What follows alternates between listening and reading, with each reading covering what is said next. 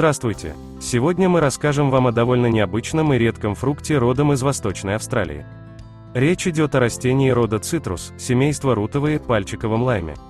Свое название австралийский пальчиковый лайм получил из-за вытянутой формы.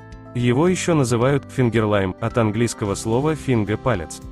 Наиболее благоприятные условия для произрастания этого растения – это климат Австралии и теплых стран. Австралийский пальчиковый лайм выращивается в Австралии преимущественно для экспорта в другие страны. За рубежом, как и другие редкие цитрусовые, данный фрукт пользуется особым спросом. В продаже пальчиковый лайм появился, можно сказать, совсем недавно. До середины 90-х годов 20 века его никто и никогда не видел на прилавках магазинов, да и сейчас его можно встретить далеко не в каждом магазине и супермаркете. Для многих пальчиковый лайм по сей день остается совершенно неизвестным продуктом. Тем не менее, этот фрукт известен местным аборигенам уже несколько тысячелетий. Произрастая в субтропических австралийских штатах Квинсленд и Новый Южный Уэльс, коренные жители с давних времен выращивали его как для употребления в пищу, так и в качестве лечебного средства для предотвращения болезней. Они применяли фрукт местно в качестве антисептика. Культура была впервые зарегистрирована в 1858 году, но ее полный потенциал, как уже было сказано, в качестве декоративного и коммерческого растения, не был признан до середины 1990-х годов. Сегодня спрос на этот съедобный плод обусловлен торговлей ресторанами и в разы превышает предложение. Из-за этого стоимость пальчикового лайма очень высока. Так как растет он только в Австралии, его цена достигает $250 за килограмм. В наши дни пальчиковый лайм редко можно встретить в дикой природе из-за вырубки лесов в прошлом. В последние десятилетия пальчиковый лайм стал настолько популярным, что даже появились специальные фермы по выращиванию этих чудо-фруктов за пределами Австралии. Его стали выращивать во Франции, Италии, Таиланде и в штате Калифорния, США. Особенно огромные плантации этого, довольно непривычного для штатов растения, развернулись в пригородах Калифорнии, где климат максимально приближен к естественной среде обитания. Вот что рассказывает о пальчиковом лайме информационный интернет-ресурс «Голос Америки». Фрукты пальчиковые лаймы. Урожай этих цитрусовых только что собрали во Фресно, штат Калифорния. Это дикий цитрусовый фрукт, который растет в Австралии. Внутри он как будто состоит из маленьких икринок, которые легко взрываются на языке, если надкусить его. Очень необычно и вкусно. Джим Шинли – владелец фермы, на которой выращивают пальчиковые лаймы. Это, если я не ошибаюсь, первые посадки пальчиковых лаймов на территории Соединенных Штатов. Чтобы из цветка появился сочный зеленый фрукт, требуется около 20 недель. В марте пробиваются первые бутоны, лаймы цветут каждые 2-3 недели, до октября. С июня по январь фермеры собирают урожай. Кожица фрукта очень похожа на кожицу обыкновенного лайма, но вот внутри пальчиковый фрукт отличается от традиционного и внешним видом, и вкусом. Он кислый, как лимон или лайм. Некоторые говорят, что вкус чем-то напоминает грейпфрут, возможно, благодаря маслам в кожуре. Масло этого фрукта очень ароматное. Пальчиковые лаймы можно купить в местных магазинах. Они слишком необычно выглядят. Люди используют их как гарнир и украшение и добавляют ко всему. Курице, рыбе кладут в йогурт на завтрак. А благодаря интересу СМИ теперь о необычном фрукте узнают американцы со всей страны. Кто-то записал видео в Инстаграме. За сутки его посмотрело более 3 миллионов человек. О новых лаймах узнают десятки миллионов в день. Необычный внешний вид и вкус привлек внимание компании Blue Apron, которая занимается доставкой наборов продуктов для домашней готовки. Теперь пальчиковый лайм будет регулярно фигурировать в их рецептах. Здесь, несмотря на большие площади, компании-заготовители не могут удовлетворить слишком большое количество заказов. Поэтому можно сказать, что коммерческое будущее этой культуры очень перспективно. Нам же остается только надеяться, что этот экзотический фрукт появится на полках и наших супермаркетов. Чем же так привлекателен этот экзотический фрукт? Прежде всего необычной формой и вкусом плода. Он отличается от привычных цитрусовых культур цветом, формой и внутренним содержанием плодов. Отличительная особенность растения заключается в необычных овально-цилиндрических плодах, мякоть которых схожа по структуре с рыбьей икрой. Сами вытянутые плоды напоминают пальцы, откуда и пошло название пальчиковый лайм. Их длина до 12 см, а диаметр до 3 см. Масса около 150 грамм. Кожица плода тонкая, желтого, зеленого, красного, оранжевого, фиолетового, черного, коричневого или бордового оттенка. Мякоть очень сочная, ее кисло-сладкий сок очень похож на традиционный лайм, но немного терпковатый и с нетипичным смолисто-хвойным оттенком. В целом, по вкусу пальчиковый лайм похож на лимон, но только вкус немного мягче и немного слаще.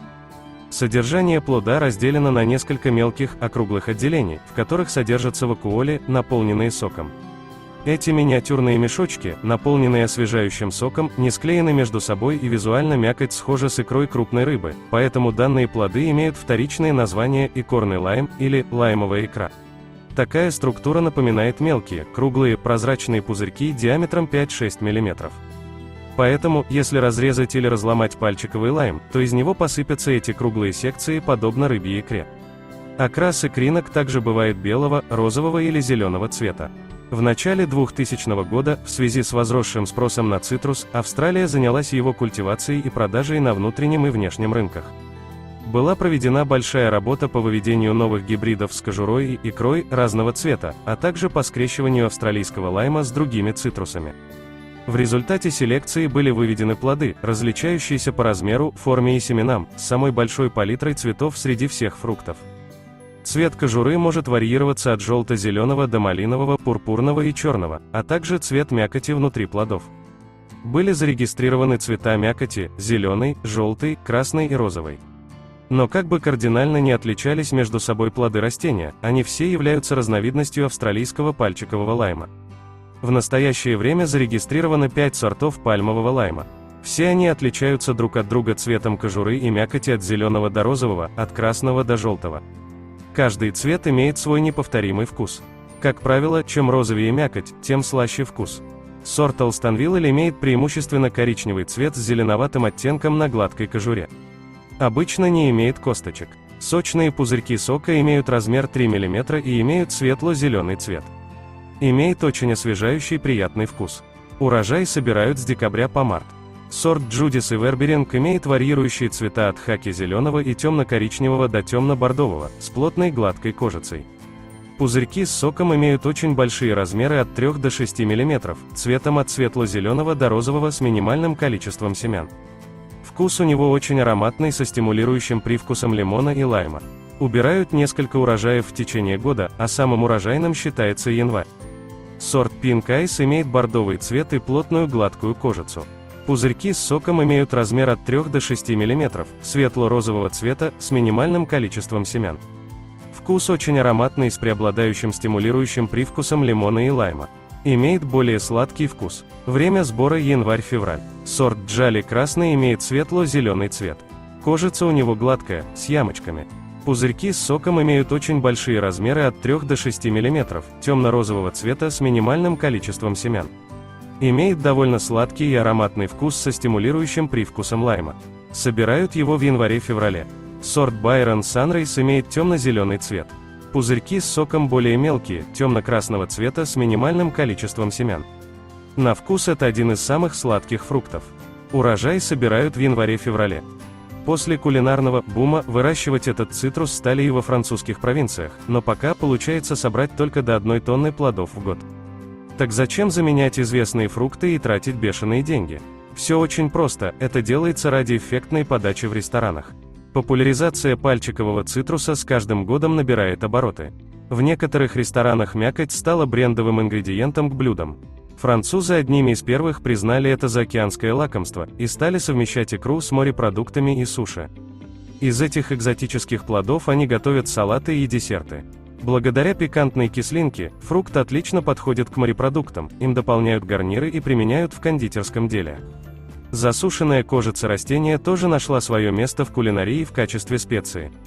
Цитрус является неотъемлемым компонентом в составе рецептов латиноамериканской кухни, его широко используют в кулинарии Юго-Восточной Азии. А вот в России пальчиковый лайм не столь популярен из-за высокого ценового предложения и недостаточной поставки в торговую сеть. После термической обработки плоды пальчикового лайма теряют вкусовые качества, поэтому в большинстве случаев их употребляют в пищу именно в сыром виде, предварительно очистив от кожуры. В США и Австралии икринки лайма добавляют в различные алкогольные напитки, а также украшают ими блюда. В местных ресторанах можно встретить джемы, десерты и мороженое на основе пальчикового лайма. Пальчиковый лайм популярен в звездных ресторанах Мишлен, плодами украшают некоторые блюда. Вкусовые рецепторы сходят с ума, когда человек впервые пробует очередной мишленовский шедевр, икринки лопаются прямо во рту, придавая блюду непревзойденный цитрусовый аромат. Шеф-повары в один голос утверждают, что во время создания очередного шедевра лаймовая икра – один из центральных элементов. Именно она пробуждает блюдо и способна удивить клиента. По этой причине заведения готовы платить дополнительные деньги за этот взрыв вкуса.